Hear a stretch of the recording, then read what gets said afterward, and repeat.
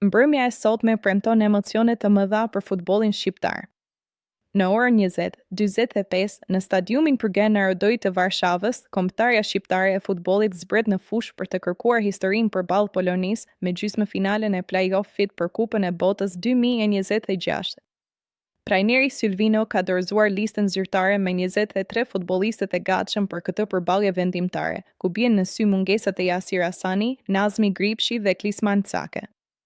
Hasani vijon të jetë jashtë fushave prej kohësh pas largimit nga Irani për shkak të situatës së luftës, ndërsa dy mungesat e tjera lidhen më shumë me zgjedhje teknike për shkak të konkurrencës së lartë në repartet respektive.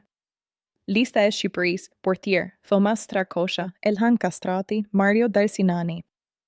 Mbrojtës: Mario Mitaj, Stavro Pilo, Nasser Ali, Berat Gjimshiti, Bujar Plana, Arlind Ajeti, Ardian Ismaili, Elseid Hysaj, Ivan Balliu mesfushor, Christian Aslani, Adrian Pajaziti, Ylber Ramadani, Julian Sheu, Qazim Laçi, Arber Hoxha, Anis Mehmeti Sulmues, Mirto Uzuni, Ernest Muçi, Nedim Bajrami, Armando Broja. Ndërkohë, historia nuk është në anën e kuqezinëve.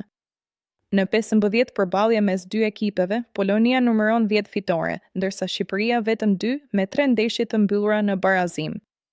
Megjithatë, kujtimi më i freskët është ai i triumfit 2-0 në ajër Albania në vitin 2023, që mban ende gjallë besimin për një tjetër mbrëmje historike.